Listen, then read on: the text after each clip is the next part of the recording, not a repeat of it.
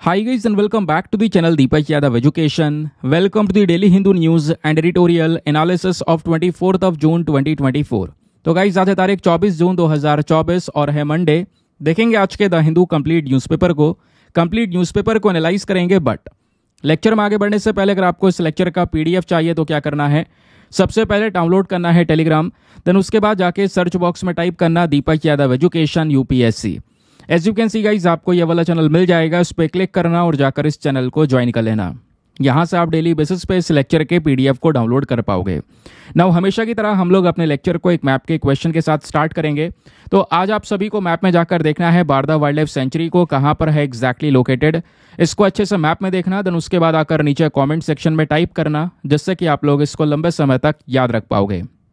साथ ही साथ एक क्वेश्चन सॉल्व करेंगे जो कि यूपीएससी पैटर्न के ऊपर बेस्ड है। डेली बेसिस पे हम यहाँ पर एक प्रैक्टिस क्वेश्चन को भी सॉल्व करते हैं।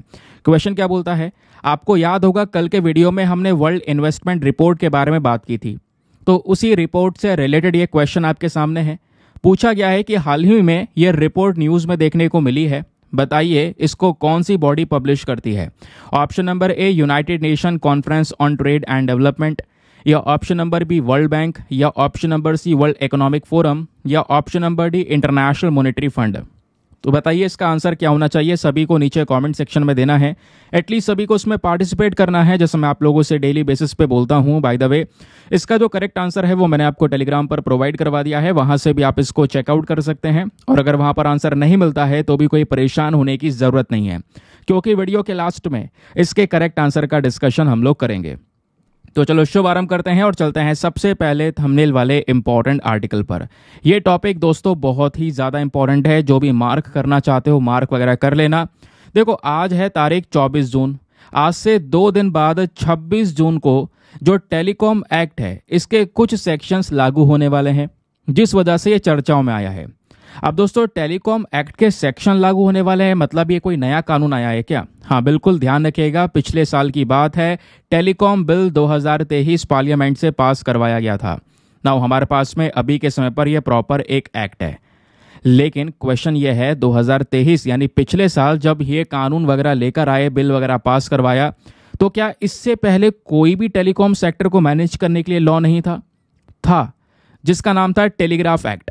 और दोस्तों ये 1885 का एक्ट था, 1885 का, जो अंग्रेजों की देन थी। उसी कॉलोनियल लॉ को हटाकर यहाँ पर एक नया लॉ लेकर आया गया है। तो इसी वजह से थंबनेल में मेंशन किया गया है 138 साल पुराना जो टेलीग्राफ एक्ट था दोस्तों, उसको हटा दिया गया है। अब उसकी जगह यहाँ पर पूरी तरह से एक नया लॉ लेने वाला है जिसका नाम है टेलीकॉम एक्ट। अब वो टेलीकॉम एक्ट है क्या, कैसे काम करेगा, कैसे टेलीकॉम सेक्टर आगे दोस्तों मैनेज करने वाला है हर एक चीज़ को, ये हम इसी आर्टिकल में समझेंगे बहुत ही विस्तार से। थोड़ा कॉम्प्लिकेटेड टॉपिक है, लेकिन मैं बहुत ही आसान तरीके से आपको ये सारी चीज़ें समझा दूंगा। देखो अभी यहाँ पर बिल की बात हो रही है, इसे बिल मत समझना। बिल बेसिकली लास्ट ईयर पास हो चुका है, ये मैंने पढ़ाया भी था कि गवर्नमेंट ने टेलीकम्युनिकेशन बिल 2023 लोकसभा में इंट्रोड्यूस किया, फिर लोकसभा से पास हुआ। ये सब कुछ हम ऑलरेडी डिस्कस कर चुके हैं, लेकिन ये बिल्कुल बेसिक से पढ़ा रहा हूँ तो ये बातें पता होनी चाहिए कि आखिरकार इन सब चीज़ों की शुरुआत कैसे हुई है। अब ये टेलीकॉम है क्या दोस्तों? जो टेलीकॉम सेक्टर आपका दूरसंचार विभाग है। आप मोबाइल में कोई ना कोई पर्टिकुलर कंपनी का सिम इस्तेमाल कर रहे होंगे, एयरटेल हो गया, जियो हो गया, वोडाफोन हो गया, है ना, ये सब आपकी टेलीकॉम कंपनीज ही तो हैं, समझ गए। अब इन कंपनीज को रेगुलेट करना है नहीं करना है, तो इन कंपनीज को रेगुलेट करने के लिए हमारे पास में एक अलग से बॉडी भी है जिसका नाम है try, that is telecom regulatory authority of India. 1997 का दोस्तों यहाँ पर जो एक्ट है उसके बेसिस पर इस बॉडी को बनाया गया था।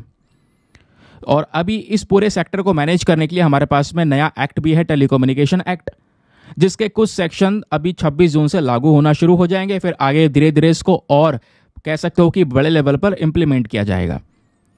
लेकिन यहीं पर ना आपसे प्रीलिम्स में क्वेश्चन बन सकता है कि बताइए जो ये टेलीकॉम बिल आया है या ये जो एक्ट आया है, इसने कौन कौन से लॉ को ख़त्म किया, रिप्लेस किया। तो ध्यान रखिएगा जो पुराने लॉ हैं, स्पेशली पहला है इंडियन टेलीग्राफ एक्ट 1885, दूसरा है Indian wireless telegraphy act 1933 and तीसरा है telegraph wire unlawful possession act 1950। तो इन सभी एक्ट्स को रिप्लेस करके हटाकर एक नया लॉ आया है telegraph act, sorry telecommunication act, ध्यान रखिएगा, ठीक है। साथ ही साथ में बोला गया है कि जो ये नया कानून है और लास्ट ईयर जो ये बिल वगैरह लेकर आया गया था, इसमें ट्राई जो नाम की बॉडी है जो हमारे इस पूरे सेक्टर को मैनेज करने का काम भी करती है, उसमें भी कुछ बदलाव किए गए। वो बदलाव क्या है वो भी आगे मैं आपको बताऊंगा। अब जानते हैं ये नया लॉ है क्या। इस नए लॉ में सबसे पहली चीज लाई गई है कि जो टेलीकॉम रिलेटेड एक्टिविटीज हैं उनको ऑथोराइज किया गया है। कहने का मतलब है इस पूरे सेक्टर पे सेंट्रल गवर्नमेंट का जो रोल है वो बहुत ज़्यादा बढ़ चुका है।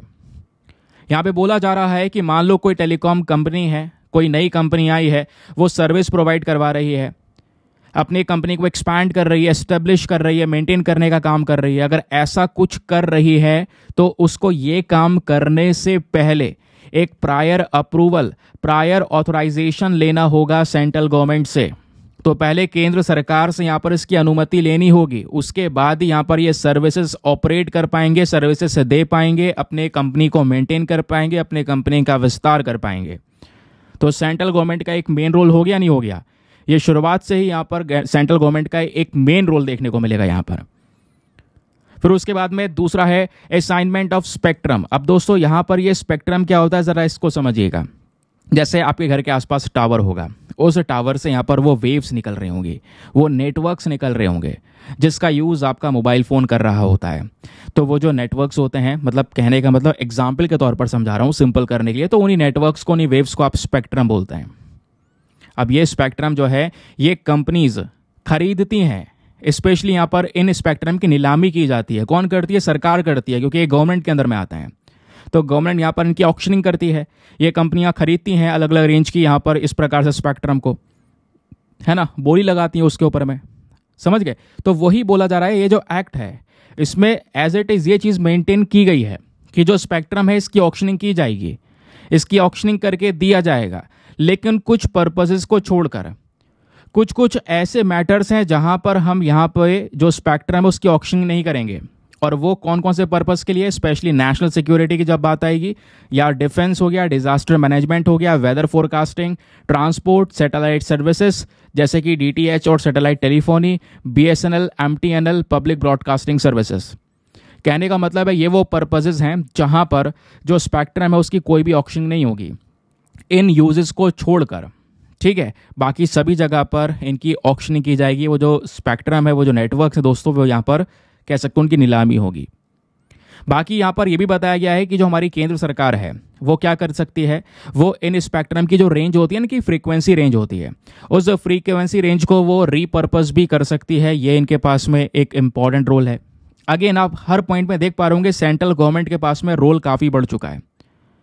प्लस यहाँ पे केंद्र सरकार के पास में एक और ताकत है कि मान लो यहाँ पर कोई कंपनी है जो लॉस में जा चुकी है, सरेंडर कर रही है ना, तो उसको यहाँ पे परमिट करना, शेयरिंग करना, जो शेयरिंग होती है वो परमिट करना, ट्रेडिंग के लिए यहाँ पर परमिशन देना, है ना। कोई कंपनी सरेंडर कर रही है तो उसको यहाँ पर सरेंडर करवाना।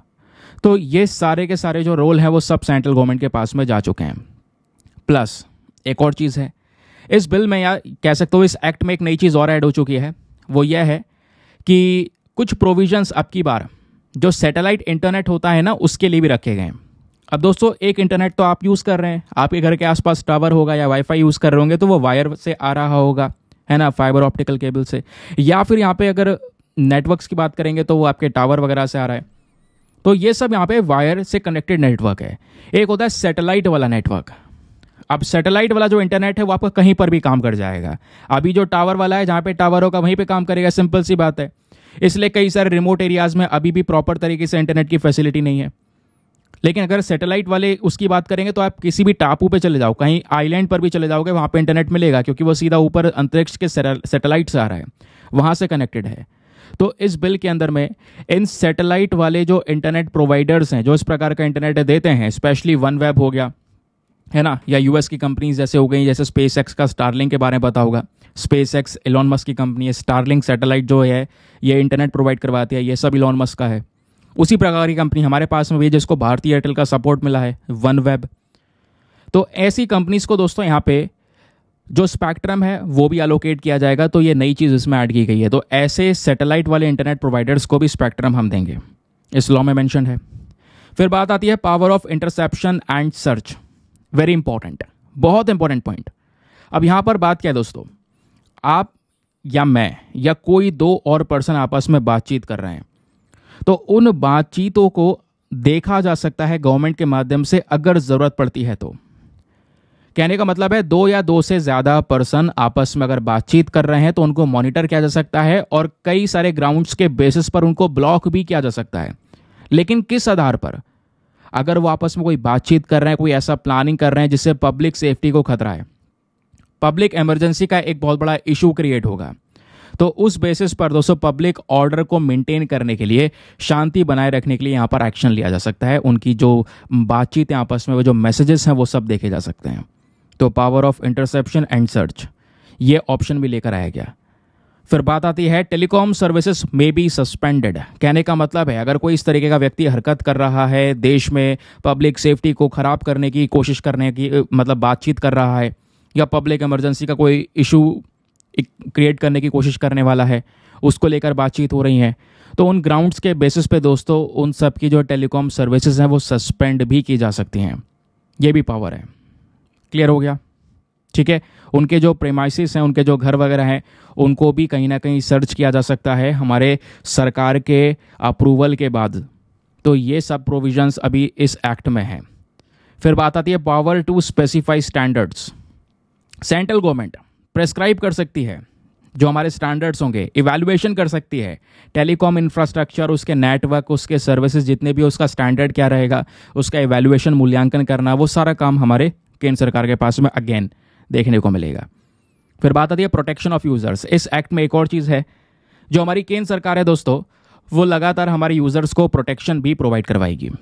ठीक है, एक प्रोटेक्शन प्रोवाइड करवाएगी। आपके पास में बहुत सारे अलग अलग ऑप्शन मिलेंगे, या फिर आप कह सकते हो आपके मोबाइल फ़ोन में अगर कुछ ऐसा लग रहा है मॉलवेयर है ना, यानी कि हैक करने की कोशिश की जा रही है, तो ऐसी कंप्लेंट्स को आप रिपोर्ट कर सकते हैं। ऐसा मैकेनिज्म, ऐसा तरीका आपको मिल जाएगा। बायोमेट्रिक ऑथेंटिफिकेशन मैंडेटरी कर दिया जाएगा टेलीकॉम कस्टमर्स के लिए, जो भी इस कोई भी कंपनी का सिम इस्तेमाल कर रहे हो, तो वहाँ पे आपकी जो फिंगरप्रिंट्स वगैरह है वो मैंडेटरी हो जाएंगी, ताकि यहाँ पर जो ये स्पैम मैसेजेस वगैरह हैं वो सब टैकल किए जा सकें। प्लस कुछ और कंपनी जो ये टेलीकॉम सर्विसेज प्रोवाइड करवाएंगी, इन सब को मिलकर एक ऑनलाइन मैकेनिज्म लाना होगा। एक अलग से बॉडी बनानी होगी जहाँ पर हम सभी की जो प्रॉब्लम्स हैं, दिक्कतें हैं, उनकी सुनवाई की जा सके। हम तुरंत उन प्रॉब्लम्स को रजिस्टर करेंगे वहाँ पे, जिससे तुरंत यहाँ पे एक्शन लिया जा सकेगा। तो हमारे यूज़र्स के प्रोटेक्शन के लिए इस प्रकार से इस एक्ट में ये मेंशन्ड है। फिर बात आती है ट्राई एक्ट की। जैसे मैंने बोला था ना, ये पूरा का पूरा जो दूरसंचार विभाग है, टेलीकॉम कंपनीज हैं, इनको रेगुलेट कौन कर रहा है? इनको रेगुलेट कर रहा है ये जो ट्राई नाम की बॉडी है। तो इसके अंदर भी बदलाव किया गया है दोस्तों। बोला गया है कि जो ये ट्राई एक्ट है, इसमें जो भी चेयरपर्सन होगा, क्योंकि इसके एक चेयरपर्सन होते हैं और कुछ मेंबर्स होते हैं, तो जो भी चेयरपर्सन होगा उसको कम से कम 30 साल का अपना प्रोफेशनल एक्सपीरियंस होना चाहिए इसी फील्ड में। दूसरी बात, जो भी इसके बाकी मेंबर्स होंगे उनको कम से कम 25 साल का प्रोफेशनल एक्सपीरियंस होना चाहिए। ठीक है, ये बात बताई गई है ताकि ये बॉडी अच्छी तरीके से वर्क कर सके। ज़्यादा एक्सपीरियंस लोग होंगे, उनको अंदाज़ा है, उन्हें पता है क्या चीज़ कैसे वर्क करनी है। फिर बात आती है डिजिटल भारत निधि के बारे में। तो ये बहुत इंपॉर्टेंट है दोस्तों। आपको पता होगा हमारे पास में ऑलरेडी एक बॉडी है जिसका नाम है USOF, that is universal service obligation fund.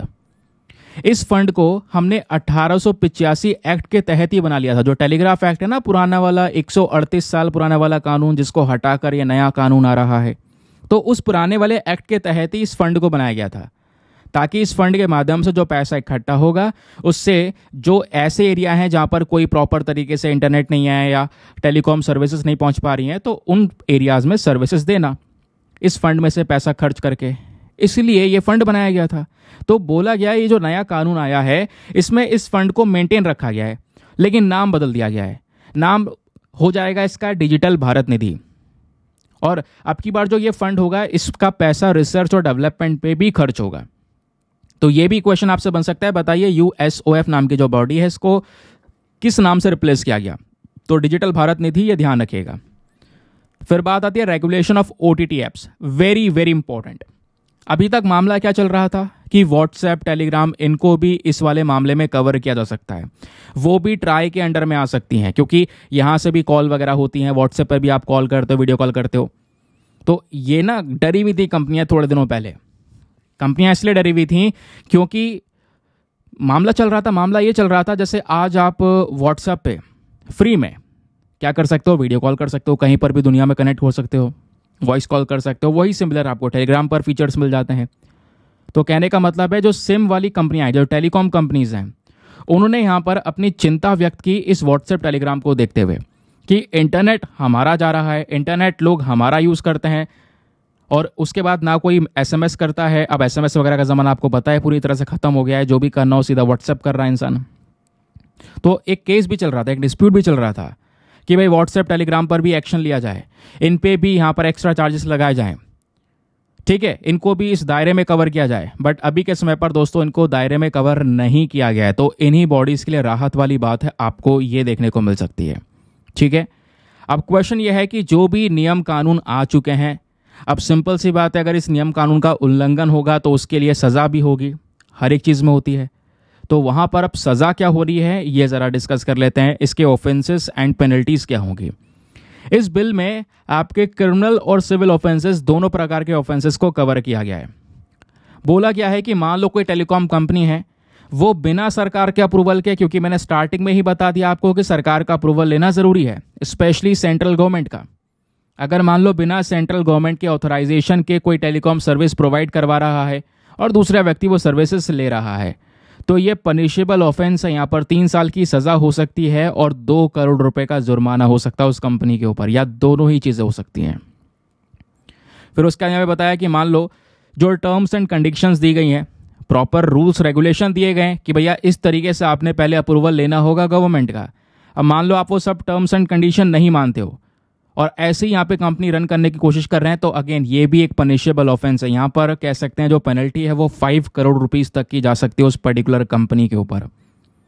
अब क्वेश्चन ये है कि मान लो कोई नॉर्मल व्यक्ति है, वो एक अनऑथोराइज इक्विपमेंट का यूज़ कर रहा है या अनऑथोराइज नेटवर्क का यूज़ कर रहा है, सर्विस का यूज़ कर रहा है, तो वो भी यहाँ पर पेनल्टी के साथ में पनिशमेंट है। लगभग 10 लाख रुपए का जो पेनल्टी है वो मारा जा सकता है। समझ गए। इसी एक्ट में एक बात और रखी गई है। क्या रखी गई है कि जो हमारी सेंट्रल गवर्नमेंट है, हमारी केंद्र सरकार है, वो एक एडजुडिकेटिंग ऑफिसर को अपॉइंट करेगी। ये ऑफिसर क्या करेगा, बहुत सारी इंक्वायरीज या इन्वेस्टिगेशन करेगा, ठीक है। उसके अलावा दोस्तों ये जो ऑफिसर होगा, इसको कम से कम जो जॉइंट सेक्रेटरी की रैंक होती है ना, या इससे ऊपर कोई रैंक होगी, तो उस पर्टिकुलर रैंक का यहाँ पर ये ऑफिसर होना चाहिए।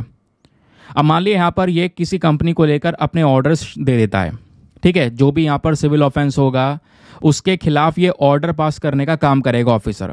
अब किसी के ऊपर एक्शन ले लिया सपोज इस ऑफिसर ने, तो वो कंपनी को अब वो भुगतान करना पड़ेगा, लेकिन उस कंपनी के पास में अपील करने का ऑप्शन भी है। वो कंपनी जाके अपील कर सकती है डेजिग्नेटेड अपीलेट कमेटी में 30 दिनों के अंदर अंदर, ठीक है, इस कमेटी में अपील कर सकती है। मान लो वो कमेटी का जो कोई ऑर्डर आया और वो कमेटी के ऑर्डर से भी संतुष्ट नहीं है, तो कमेटी के ऑर्डर के अगेंस्ट भी अपील की जा सकती है। और वो अपील सीधा कहाँ पे होगी, TDSAT में, that is telecom dispute settlement and appellate tribunal में। ये भी 30 डेज के अंदर अंदर करनी होगी, तब जाके यहाँ पर आपका पूरी तरह से जो सोल्यूशन है वो निकाला जाएगा। समझ गए। तो दोस्तों ये है आपका पूरा का पूरा टेलीकॉम एक्ट। ध्यान रखिएगा, अभी केवल और केवल कुछ ही सेक्शंस लागू होने वाले हैं 26 जून से। ये एक्ट क्या क्या करेगा वो मैंने क्लियरली हर एक चीज़, हर एक पॉइंट आपको बेहतरीन तरीके से समझाने की कोशिश की है, ठीक है। किस तरीके से यहाँ पर ये जो फंड है इसका नाम बदलने वाला है, USOF का नाम डिजिटल भारत निधि होगा। ये फंड कहाँ कहाँ पे इस्तेमाल होगा, प्रोटेक्शन यूज़र के लिए क्या बात की गई है, बायोमेट्रिक ऑथेंटिफिकेशन क्या है ना। तो ध्यान रखिएगा, ये पूरा निचोड़ है और इसके पीछे का बैकग्राउंड डेटा ये सामने आपके रख दिया गया है।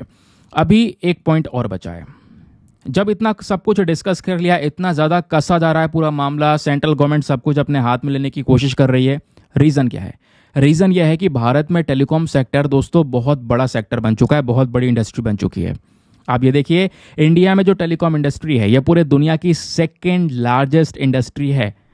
अगस्त 2023 तक अगर हम देखें, ये डेटा पुराना है, अभी तो और ज़्यादा हो गया होगा, तो अगस्त 2023 तक अगर आप देखते हैं दोस्तों, तो भारत में 1.17 बिलियन सब्सक्राइबर का बेस है। इतने लोग हैं जो इस टेलीकॉम सेक्टर का जो बेनिफिट्स हैं वो ले रहे हैं। उसके अलावा ये इंडस्ट्री इतनी बड़ी है कि कह सकते हैं चौथा लार्जेस्ट सेक्टर है in terms of FDI inflows, जो फॉरेन डायरेक्ट इन्वेस्टमेंट आता है ना, बाहर से जो विदेशी हैं वो निवेश करते हैं हमारे देश में, इन्वेस्टमेंट करते हैं, तो उस मामले में 4th लार्जेस्ट सेक्टर है ये, जहां पर सबसे ज़्यादा इन्वेस्टमेंट आता है। और हमारा देश का जो टोटल फॉरेन डायरेक्ट इन्वेस्टमेंट है उसमें 6% का कंट्रीब्यूशन है इसी टेलीकॉम सेक्टर का। उसके अलावा इंडिया की जो पूरी टेली डेंसिटी है पॉपुलेशन वो 84.69% के आसपास है। इसका क्या मतलब हुआ? टेली डेंसिटी मतलब ये होता है नंबर ऑफ टेलीफोन्स पर 100 पॉपुलेशन। कहने का मतलब है हर 100 में से कितने लोगों के पास में टेलीफोन है, तो लगभग 84.69 लोगों के पास में। तो एक इंपॉर्टेंट इंडिकेटर है, ये दिखा रहा है कि हमारे देश की टेलीकॉम इंडस्ट्री या सेक्टर कितना बड़ा हो चुका है। और एक लाइन और है जिससे हम ये पता कर सकते हैं हाँ बड़ा डिफरेंस क्रिएट हुआ है। दोस्तों बात है मार्च 2014 की। मार्च 2014 में जो एवरेज डेटा लोग यूज क्या करते थे, यानी एक महीने में जो डेटा यूज हो रहा था उस समय पर, तो वो 61.66 MB, वही 60-65 MB एक महीने में इस्तेमाल कर रहा था इंसान। और वही डेटा अगर हम 2023 में देखें तो आज इंसान 17 से 18 GB पर मंथ यूज कर रहा है, और वो भी कम पड़ जाती होगी। ठीक है, क्योंकि आजकल आपको पता है डेली बेसिस पे 1 GB, 2 GB, 3 GB, 5 GB तक के डेटा रिचार्जेस आ चुके हैं, लोग वाईफाई लगवा चुके हैं, तो इंटरनेट का बहुत ही ज़्यादा एक्सेस हो चुका है आज के समय पर। तो ये यहाँ पर आपको टेलीकॉम सेक्टर का स्टेटस नज़र आएगा। अब इस इंडस्ट्री को और ग्रोथ देने के लिए सरकार ने बहुत सारे इनिशिएटिव स्टार्ट किए, जैसे PM वानी स्कीम। ध्यान रखिएगा, कई बार मेंस में ये स्कीम्स पूछ ली जाती हैं। तो PM वानी में prime minister wifi access network interface हो गया, फिर भारत नेट प्रोजेक्ट हो गया, देन PLI स्कीम हो गई जहाँ पर हम टेलीकॉम और नेटवर्किंग प्रोडक्ट्स की मैन्युफैक्चरिंग को बढ़ावा देने के लिए यहाँ पर इस स्कीम को लेकर आए, फिर भारत 6G अलायंस हो गया। तो ये रिलेटिव ध्यान रखिएगा गवर्नमेंट इनिशिएटिव्स हैं। क्लियर? आई होप आपको बढ़िया तरीके से हर एक मामला समझ में आया क्या है पूरा का पूरा लॉ। आगे आते हैं, लेकिन आगे बढ़ने से पहले एक इंपॉर्टेंट इन्फॉर्मेशन दोस्तों, अगर आप लोग हमारे पेड ग्रुप्स को ज्वाइन करना चाहते हैं तो आपके पास में बढ़िया मौका है इसको ज्वाइन करने का। यहाँ पर डेली बेसिस पे करंट नोट्स के PDF वगैरह प्रोवाइड करवाए जाते हैं। फॉर एग्जाम्पल, जैसा आपने देखा ये न्यूज़ आर्टिकल था, लेकिन ये इस न्यूज़ आर्टिकल में कितनी सारी रेलिवेटिव इन्फॉर्मेशन थी ये मैंने आपको यहाँ पर दिखाया। ये सभी जो इंपॉर्टेंट इन्फॉर्मेशन है दोस्तों, ये सब आपको एक PDF में कंपाइल करके दी जाती है इस पेड ग्रुप में। एक ऐसा PDF आपको मिलता है जो प्रिंट आउट जिसका आप निकलवा सकते हैं, एक ऐसा PDF होता है जो हिंदी इंग्लिश दोनों भाषाओं में होता है। यहाँ पे ग्रुप में आपको सारा कंटेंट सिक्योर मिल जाता है। इसका फ़ायदा यही है, जैसे आज के PDF हैं 100-150 पन्नों के PDF जो ये बनते हैं, जो स्क्रीन पर चल रहे हैं दोस्तों, इनको कंपाइल करके समेट के 13 से 14 पन्नों में कवर करके दे दिया जाता है आपको इस ग्रुप में। तो नोट्स की टेंशन आपकी ख़त्म हो जाती है। किसी ने लेक्चर देखा नहीं देखा, न्यूज़पेपर पढ़ा नहीं पढ़ा, नोट्स बनाए नहीं बनाए, कोई टेंशन नहीं, कंटेंट आपके पास में हमेशा रहेगा। डेली अपलोड हो रहा है उस ग्रुप में। और ग्रुप को ज्वाइन करने का फ़ी पेमेंट कुछ ज़्यादा नहीं है, बहुत ही मिनिमम है, just 499 for the lifetime access. जब तक आपका सिलेक्शन ना हो जाए ना, तब तक आप 499 में ग्रुप को ज्वाइन करके रख सकते हैं। अब ज्वाइन करने के लिए क्या करना है, व्हाट्सएप पर जाना, यहाँ पर आपको एक नंबर दिया गया है 8534873368। इस नंबर पर मैसेज कर देना कि हाँ I want to join this group. इस प्रकार का आप मैसेज कर दोगे, वहाँ पर रिप्लाई मिलेगा, पेमेंट का प्रोसेस दिया जाएगा, और उससे ज़्यादा इंपॉर्टेंट डेमो वीडियो का लिंक भी मिलेगा। आप पूरे डेमो वीडियो को अच्छे से चेक कीजिएगा कि हाँ मुझे कहाँ पर किस तरीके से फ़ायदे होंगे। अपने आप को कंप्लीटली सेटिस्फाई कर लेना पहले, फिर जाकर ये इन्वेस्टमेंट करना। बाकी दोस्तों यार मेक श्योर क्या करो, वीडियो पे जो लाइक का बटन है उसको प्रेस कर दिया करो। 5000 लाइक्स का हमारा टारगेट है, जिसको आप सभी लोग सपोर्ट कर सकते हैं। चलिए अगला article, again very very important दोस्तों, रोटा वायरस को लेकर एक बहुत बड़ी कंट्रोवर्सी देखने को मिल रही है। ये कल के न्यूज़पेपर में भी छपा हुआ था आर्टिकल, और आज भी कई सारे अखबारों में इसको कवर किया गया है। तो रोटा वायरस क्या होता है, ये वैक्सीन क्या है, इसको लेकर ऑल ओवर कंट्रोवर्सी क्या चल रही है, मैं आपको थोड़ा सा ये बताता हूँ। अब दोस्तों रोटा वायरस जो है ना, ये छोटे बच्चों को सबसे ज़्यादा होता है। ठीक है, हाल ही में यहाँ पर एक स्टडी पब्लिश हुई है, और उस स्टडी ने ये बताया कि रोटा वायरस से निपटने के लिए एक वैक्सीन आती है। वैसे रोटा वायरस को ख़त्म करने के लिए काफ़ी सारी वैक्सीन है, उसमें से एक वैक्सीन है रोटोवैक, ये वाली। ठीक है, ये भी रोटा वायरस को ख़त्म कर सकती है, इसमें ये ताकत है। अब इस वाली वैक्सीन को किसने बनाया है, इसको बनाया है भारत एंड बायोटेक ने। लेकिन दोस्तों रिसेंटली इस वैक्सीन के ऊपर इल्ज़ाम ये लगे कि इस वैक्सीन की वजह से बच्चे को बोवल कॉम्प्लिकेशंस हो रहे हैं। यानी जो बच्चा है वो कहीं ना कहीं कौन सी प्रॉब्लम से गुजर रहा है, इंटरसस्पेक्शन की प्रॉब्लम से गुजर रहा है। तो यहां पर यही बोला गया कि ये जो वैक्सीन है इससे बचना चाहिए था, उल्टा यहां पे बच्चे को और प्रॉब्लम्स क्रिएट हो रही हैं, ऐसा एक एलिगेशन लगा इस वैक्सीन पर। इस वजह से इसको लेकर और खबरें आई। अब क्या हुआ, स्टडीज़ हुई, कुछ स्टडीज़ के अकॉर्डिंग ये बताया जाता है कि जो ये पर्टिकुलर वैक्सीन है, रोटो वायरस की जो वैक्सीन है स्पेशली, जिसका नाम रोटावैक रखा गया है, ये सरकार का जो इम्यूनाइजेशन प्रोग्राम है, जहाँ पे सरकार लोगों की इम्यूनिटी को डेवलप करने के ऊपर काम कर रही है, तो सरकार के इस प्रोग्राम का हिस्सा है ये वैक्सीन। बड़े लेवल पर ऑलरेडी दिया जा चुका है। जो बच्चे होते हैं जिनमें ये इन्फेक्शन रोटावायरस ये वायरस एक प्रकार का, इस वायरस को मारने के लिए वैक्सीन बनाई गई। तो ये रोटावायरस काफ़ी सारे बच्चों में हो जाता है, स्पेशली कुछ सप्ताह से लेकर कुछ महीनों के बीच में, जब वो बच्चा पैदा होता है, तो इन्फेंट्स आप कह सकते हैं। तो बताया गया 0.5 बिलियन की बात हो रही है। इतने जो billion of doses of Rotavac, ये वाली जो वैक्सीन है दोस्तों, ये ऑलरेडी दी जा चुकी है दुनिया भर में। तो इस वजह से रिसेंटली काफ़ी कंट्रोवर्सीज हुई। भारत बायोटेक पर यह इल्ज़ाम भी लगाया गया, लेकिन भारत बायोटेक ने इन सभी स्टडीज़ को डिसमिस किया और ये बोला वैक्सीन बिल्कुल सेफ है, हम अच्छे से इसको इवैल्यूएट कर चुके हैं, देख चुके हैं, तो बिल्कुल भी परेशान होने की ज़रूरत नहीं है।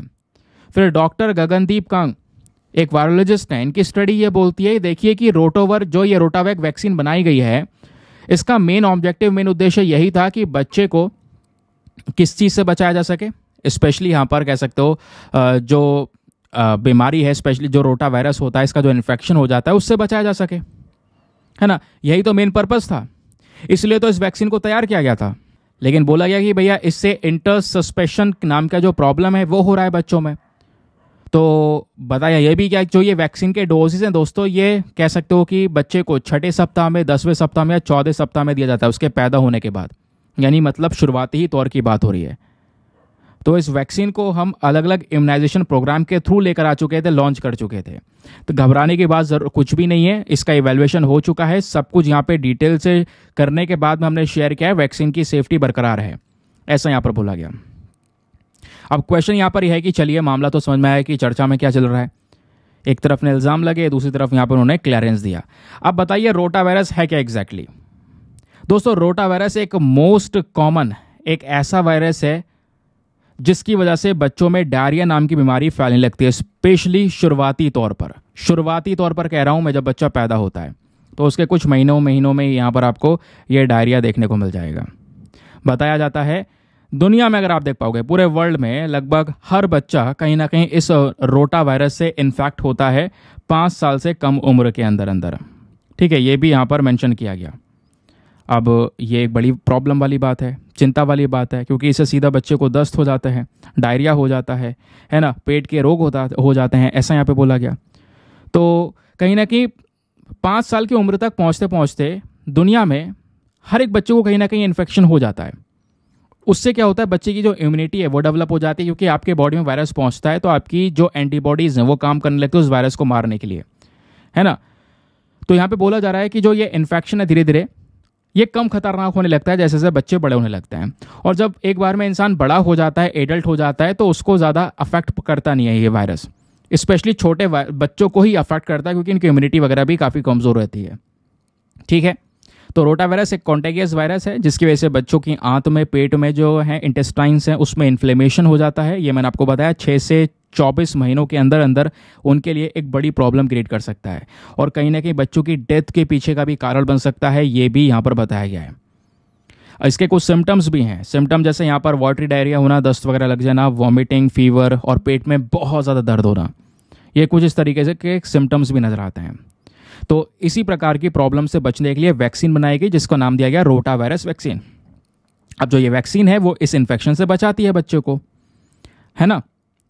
उसके अलावा ये जो वैक्सीन है यहाँ पे बोला जा रहा है 15 to 35% जो 34% जो सीवर केसेस होते हैं, बहुत खतरनाक केसेस होते हैं दस्त के, उनको रोकने का काम करती है जो वैक्सीन है। प्लस यहाँ पे बोला गया जो सीवर डायरिया की वजह से बच्चों की मृत्यु हो रही है, डेथ हो रही है, उसमें 37 से लेकर 96% जो डेथ का रिस्क है उसको यहाँ पर रोकती है, बच्चों को कहीं ना कहीं यहाँ पर डेथ के मुंह में जाने से बचाती है। तो इस वैक्सीन का इंपॉर्टेंस बहुत ज़्यादा है।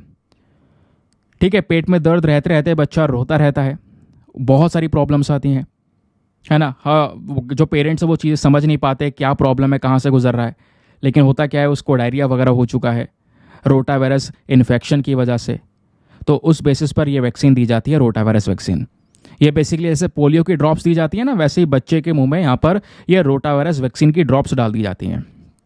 ठीक है, और जो बच्चे होते हैं उनको कम से कम 2 से 3 डोजेज इन वैक्सीन की देनी चाहिए, ये यहाँ पर बोला गया है। जो पहला डोज है वो लगभग 15 सप्ताह के अंदर अंदर दे दिया जाए, और जो आखिरी डोज है जब बच्चा 8 महीने का हो जाए तब तक दे दिया जाए आखिरी डोज। उसके बाद कोई टेंशन वाली बात नहीं होगी, शुरुआती तौर पर ही उसके लिए सबसे ज़्यादा टेंशन वाली बात है।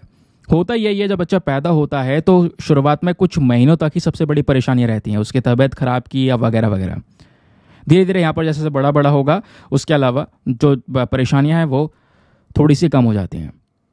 अब जिसकी हम बात कर रहे थे कि ये जो वैक्सीन, इसकी वजह से बच्चे के बोवल प्रॉब्लम्स हो रही है, बोवल कॉम्प्लेक्सिटीज़ हो रही हैं, क्या हो रहा है उसके बॉडी में इंटर सस्पेंशन हो रहा है। तो ये होता क्या है दोस्तों, ये एक सीरियस कंडीशन है। इसमें होता यह है, जो आंतें होती हैं, जो इंटेस्टाइन होती हैं, वो अंदर मुड़ सी जाती हैं, फोल्ड सी हो जाती हैं। ये आप देख पाओगे, यहाँ पे बोला जा रहा है ये छोटी वाली आंतें हैं, स्मॉल इंटेस्टाइन है ना, ये इस तरीके से यहाँ पर फोल्ड सी हो जाती हैं। ये आप यहाँ पर देख पा रहे होंगे, एक फोल्ड सा बन गया है ना, ये फोल्ड सा बन गया है। तो एक मेडिकल इमरजेंसी वाली कंडीशन है ना, ये बच्चों में ज़्यादातर हो जाती है, ऐसा यहाँ पर बोला जा रहा है। लेकिन अगर प्रॉपर ट्रीटमेंट ना हो तो ये जानलेवा भी हो सकती है। समझ गए, ये यहाँ पर बताया गया। चलिए आगे आते हैं नेक्स्ट आर्टिकल पर। ये मैं इस पर्टिकुलर इशू के बारे में बता ही चुका हूँ। अगला टॉपिक बहुत ही ज़्यादा इंपॉर्टेंट, वेरी वेरी इंपॉर्टेंट। तो दोस्तों बेसिकली ये हमारा आज का एडिटोरियल भी है और बहुत ही ज़्यादा रेलिवेंट टॉपिक है। ठीक है, रेलवे एक्सीडेंट्स को लेकर इतने आर्टिकल पब्लिश हो चुके हैं, आज के न्यूज़पेपर में एडिटोरियल भी आया हुआ है। ये कल वाला एडिटोरियल भी आपको देखने को मिलेगा। हर रोज़ कहीं ना कहीं रेलवेज एक्सीडेंट की बात हो रही है। तो एक प्रॉपर डेटा के साथ में नहीं, कंप्लीट आर्टिकल है। आज के बाद अगर कोई रेलवे एक्सीडेंट से संबंधित आर्टिकल आएगा, कुछ पढ़ने की ज़रूरत नहीं है, इतना इनफ डेटा आपको मिल जाएगा। आप टक्कर पर बात कर पाएंगे, मेंस में कुछ लिखना होगा आराम से लिख पाएंगे, प्रीलिम्स में कोई क्वेश्चन आएगा लिख पाएंगे। इस पर्टिकुलर प्रॉब्लम से संबंधित जो भी गवर्नमेंट इनिशिएटिव्स वगैरह हैं, हर एक A to Z हर एक पॉइंट को कवर करेंगे। ठीक है, तो आर्टिकल में काफ़ी एस्पेक्ट कवर करे गए हैं कि आखिरकार ये रेलवे एक्सीडेंट हो क्यों रहे हैं, कितना फेटल सिचुएशन ये नज़र आ रही है, इतिहास क्या रहा है और हम पीछे कहाँ रह गए। चलिए एक एक करके शुरुआत करते हैं। अभी हाल ही में आपने यहाँ पर ये पूरा इंसिडेंट देखा ही, जो कि रिसेंटली वेस्ट बंगाल के अंदर में देखने को मिला है ना। वहाँ पर जो कंचनजंगा एक्सप्रेस ट्रेन है वो सीधा टकरा जाती है यहाँ पर मालगाड़ी के साथ में, स्पेशली मालगाड़ी पीछे से आ रही थी, वो यहाँ पे टक्कर मार देती है। तो ये मामला जो नज़र आया था उसकी वजह से बहुत आर्टिकल पब्लिश हुए। ऐसे ही पिछले साल भी हमने दोस्तों ओडिशा में एक बहुत भयानक ट्रेन एक्सीडेंट देखा था जिसमें 200 से ज़्यादा लोगों की जान गई थी। और अभी भी जो ये एक्सीडेंट हुआ है वेस्ट बंगाल के अंदर, यहाँ पर भी 9 से 10 लोगों की जान गई है बताया जा रहा है, और 40 से ज़्यादा लोग घायल हुए हैं। और पिछले साल बालासोर ट्रेन एक्सीडेंट हुआ था, वो भी बहुत खतरनाक था। तो लगातार ट्रेन एक्सीडेंट्स हो रहे हैं। तो ये समस्या है क्या, ये डिटेल से विस्तार से जानते हैं। ये जो एक्सीडेंट्स हो रहे हैं, ये सबसे पहली चीज़ हमारे सामने ये चुनौती पेश करते हैं कि भैया हमें अब करना क्या होगा। हमें ज़रूरत है कॉम्प्रहेंसिव रिफॉर्म्स की, तुरंत एक बड़े लेवल पर सुधार करने की ज़रूरत है, सेफ्टी प्रोटोकॉल्स को इंप्रूव करने की ज़रूरत है। हम कर क्या रहे हैं, पहले एक्सीडेंट हुआ, उससे पहले भी हुआ, कि हमने कोई चीज़ सीखी या नहीं सीखी, वही गलती वापस से दोहरा रहे हैं। इससे इंडिया की इमेज के ऊपर इम्पैक्ट पड़ रहा है कि आज के ज़माने पर, इस प्रकार की टेक्नोलॉजी के ज़माने पर ऐसे यहाँ पर एक्सीडेंट्स होंगे। क्योंकि इतिहास क्या बोलता है दोस्तों, द हिंदू के ही ग्राफिक्स हैं, आप ये देखिए, जो अभी तक के डेडलीस्ट ट्रेन एक्सीडेंट्स बताए जाते हैं। पुरुषोत्तम एक्सप्रेस जो ये एक्सीडेंट हुआ था, ये फोटोज वगैरह आप देख पाओगे, फोटोज देखकर यहाँ पर डर लग रहा है। 20 अगस्त 1995 का एक्सीडेंट था, ये ट्रेन क्रैश कर गई थी, लगभग 305 लोगों की मृत्यु हुई थी। आप ये इमेजिन कीजिए, 1995 की बात कर रहा हूँ, पॉपुलेशन भी कम थी। फिर बात हो रही है जम्मू तवी सियालदा एक्सप्रेस, 26 नवंबर 1998, 212 लोगों की जान गई थी। फिर ब्रह्मपुत्रा मेल, ये यहाँ पर टकराई दोस्तों, लगभग 285 लोगों की जान गई, 1999 की बात है। तो आप देख पा रहे हो लगातार सीक्वेंस में बड़े बड़े एक्सीडेंट्स यहाँ पे नजर आए हैं कि मतलब 300, 200, 300 लोगों की जान जा रही है। फिर यहाँ पर है जन्नेश्वरी एक्सप्रेस, 148 लोगों की जान गई 2010 में। फिर यहाँ पर धनुषकोडी ट्रेन, 126 लोगों की जान गई 1964 में। ऐसे दोस्तों यहाँ पर एक और 2016 का एक्सीडेंट जहाँ पे 152 लोगों की जान गई। हावड़ा राजधानी एक्सप्रेस 140। ये वो एक्सीडेंट है जो पहले के समय के हैं, 90s, मतलब जैसे मैंने बोला 1950, 19, उसके बाद यहाँ पर आप देख पाएंगे 90 हो गया, 91, 98, 96, है ना, 2000 2010 उस समय की बात हो रही है, लगातार एक्सीडेंट्स हो रहे हैं और आज भी इसी प्रकार के एक्सीडेंट्स हमको दिख रहे हैं। पिछले साल वाला बहुत खतरनाक था, अब की बार भले ही यहाँ पर कोई ज़्यादा ट्रेजेडी नहीं नज़र आई है, बट लास्ट ईयर बहुत भयानक हुआ था जो बालासोर में हुआ था, ओडिशा में स्पेशली, कोरोमंडल एक्सप्रेस जो टकराई थी। तो बोला यही जा रहा है कि भैया हमें जो ये एक्सीडेंट्स हो रहे हैं उससे क्या सीख रहे हैं, हम कुछ सीख रहे हैं या नहीं सीख रहे? कुछ नई चीज़ें इंप्लीमेंट करने की ज़रूरत है। बार बार वही केस हो रहा है तो हमारे लॉज में रिफॉर्म्स करने की ज़रूरत है। अब वो बदलाव क्या हो सकते हैं सब कुछ बताऊंगा, लेकिन दोस्तों ये रिकॉर्ड सुनिए, इस रिकॉर्ड को सुन के यहाँ पर आप शॉक हो जाएंगे। रिकॉर्ड ये है, वो भी सीधा नेशनल क्राइम रिकॉर्ड्स ब्यूरो का, एनसीआरबी का। उनके अकॉर्डिंग अगर हम बात करेंगे तो साल 2010 से, ध्यान रखिएगा, साल 2010 से लेकर 21 के बीच में, वही लगभग 10-11 सालों की अगर हम लोग बात करते हैं तो 10-11 सालों में रेलवे एक्सीडेंट्स में, केवल रेलवे एक्सीडेंट में 23,000 से ज़्यादा लोगों की जान गई है एवरी ईयर। ये एवरी ईयर को भी भूलना मत, एवरेज नंबर है ये। 23,000 लोग हर साल कहीं ना कहीं अपनी जान गंवा चुके हैं रेलवे एक्सीडेंट में 2010 से लेकर 2021 के बीच में। ये डेटा रियलिटी में काफ़ी भयंकर है। इतने हज़ारों लोगों की जान जा चुकी है केवल रेलवे एक्सीडेंट में। कसूर क्या है? कुछ नहीं, वो कहीं ट्रैवल कर रहे थे, बस खाली जा रहे थे कहीं पर, लेकिन जान चली गई। अब बताया गया जा रहा है आखिरकार मेन रीज़न क्या है, इतने बड़े बड़े एक्सीडेंट्स नजर आए, इतने हजार लोगों की जान जा रही है। कारण क्या है ट्रेन एक्सीडेंट का? सबसे पहला दोस्तों एक्सीडेंट्स का कारण है डीरेलमेंट्स, यानी कि ट्रेन पटरी से उतर जाना। सबसे ज्यादा केसेस यही नजर आए हैं। एक मेजर कॉज है ट्रेन एक्सीडेंट का ये। यहां पे आपका ट्रैक का मेंटेनेंस, ये सबसे बड़ी प्रॉब्लम है। कहीं पर ट्रैक पे बहुत सारे डिफेक्ट्स होते हैं, अब ट्रैक पे डिफेक्ट हैं तभी तो पटरी से उतर गई ट्रेन। तो दोस्तों यहां पर उस डिफेक्ट को कभी भी रेक्टिफाई नहीं किया गया, चेक नहीं किया गया, इवैल्यूएट नहीं किया गया, उसका मेंटेनेंस नहीं किया, तो उस वजह से ट्रेन क्या होती है, पटरियां से उतर जाती हैं। उतरने के बाद में लड़खड़ा कर गिर जाती हैं, पलट जाती हैं, डब्बे अलग हो जाते हैं। अगेन वही तो बोला जा रहा है कि सबसे मेजर कॉज, सबसे मेन कारण है डीरेलमेंट। दूसरा कारण है कोलिशन, टक्कर। दूसरा मेन कारण है सीधा ट्रेन आपस में टकरा जाती है, पीछे से आके आगे को टक्कर मार देती है, कभी आपस में आमने सामने वाली भिड़ जाती हैं। तो ट्रेन कॉलिशंस दूसरा मेन कारण है ट्रेन एक्सीडेंट का। तीसरा कारण आता है signal failures, very very important. दोस्तों यहां पर कई सारी जगह पर क्या होता है, जो सिग्नल्स हैं वो सही से काम नहीं कर रहे होते। अब सपोज यहां पे मान लो ये पटरी है और इस पे एक गाड़ी यहां पे खड़ी हुई है, पीछे दूसरी गाड़ी आ रही है, बीच में ट्रैक होते हैं, बदले जाते हैं, या बीच में यहाँ पर सिग्नल्स वगैरह होते हैं दोस्तों, जो कि इशारा देते हैं भैया रुक जाइए, सामने एक गाड़ी खड़ी है, आप आगे मत जाना। अभी सिग्नल ही काम नहीं कर रहा है तो ट्रेन, उसको कुछ पता ही नहीं चला, सीधा निकल गई, नहीं निकल गई, इस सिग्नल को ओवर शूट कर गई। वो शूट करने के बाद में सीधा यहाँ पर टकरा गई सामने वाली ट्रेन से। समझ गए? तो ये यहाँ पर एक सबसे बड़ी प्रॉब्लम हमको नजर आती है, सिग्नल फेलियर्स। फिर ये आपको ध्यान रखना है, ये मेन रीजंस हैं, डीरेलमेंट, कोलिशंस एंड साथ ही साथ में सिग्नल फेलियर।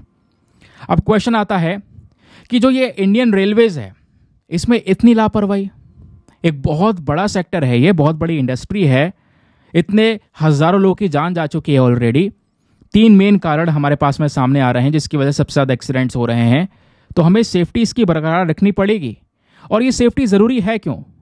ज़रूरी इसलिए है दोस्तों, अब सुनिए पहला पॉइंट, क्योंकि यहाँ पर इंडियन रेलवे से जितने पैसेंजर्स ट्रैवल करते हैं शायद किसी और जरिए से ना करते हो। इंडिया चौथा लार्जेस्ट रेल नेटवर्क के साथ में है दोस्तों पूरे वर्ल्ड में। भारत के पास में चौथा सबसे बड़ा रेल नेटवर्क है, 68,430 किलोमीटर्स का। ऑलमोस्ट हर साल 3.5 बिलियन लोग यहां पर ट्रैवल करते हैं ट्रेन से। तो ये इंडस्ट्री है इंपॉर्टेंट, इसलिए सेफ्टी जरूरी है। बिलियंस ऑफ बिलियंस लोगों का यहां पर दोस्तों मामला आता है। एक मैसिव पॉपुलेशन, डेली बेसिस पे वो इधर से उधर रोजाना आना जाना कर रहे हैं।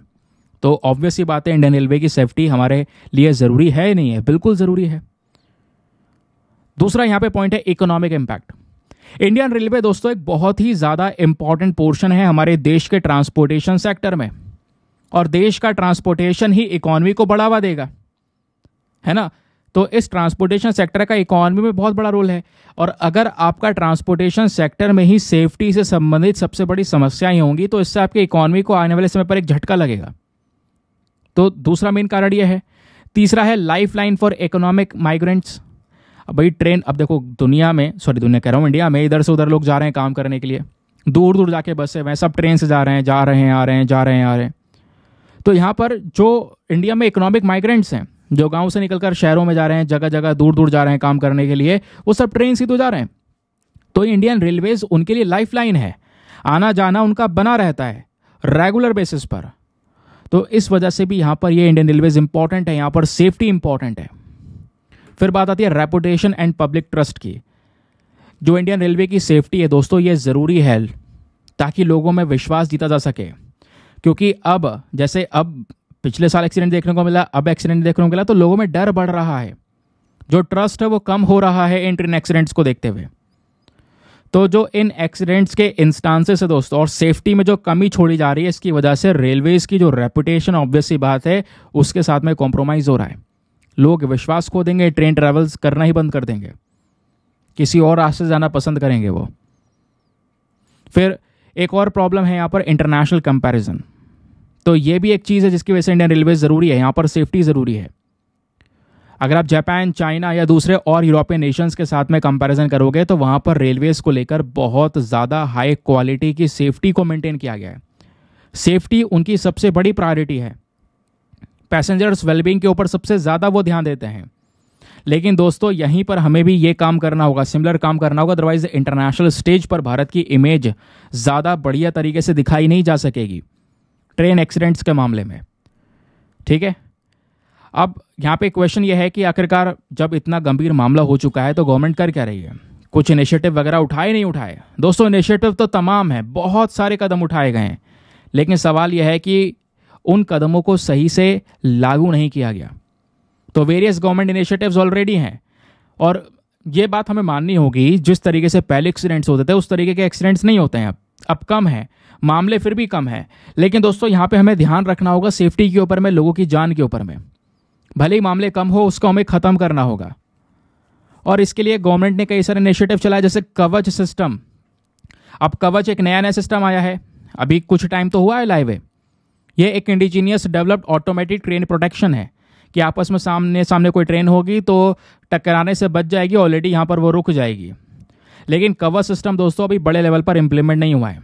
बताया गया है कि फरवरी 2024 तक केवल 139 लोकोमोटिव्स में ही कवच सिस्टम इंप्लीमेंट किया गया है। केवल कुछ ही हज़ार किलोमीटर के रूट में कवर किया गया है, और हमारे पास में 65-70 हज़ार किलोमीटर का रूट है, ट्रैक है। समझ गए? तो अगेन इसका तो कोई मतलब नहीं हुआ कि हाँ ये गवर्नमेंट इनिशिएटिव है, लेकिन उसको इंप्लीमेंट करने में भी काफ़ी समय लगेगा। दूसरा है राष्ट्रीय रेल संरक्षा कोष, RRSK।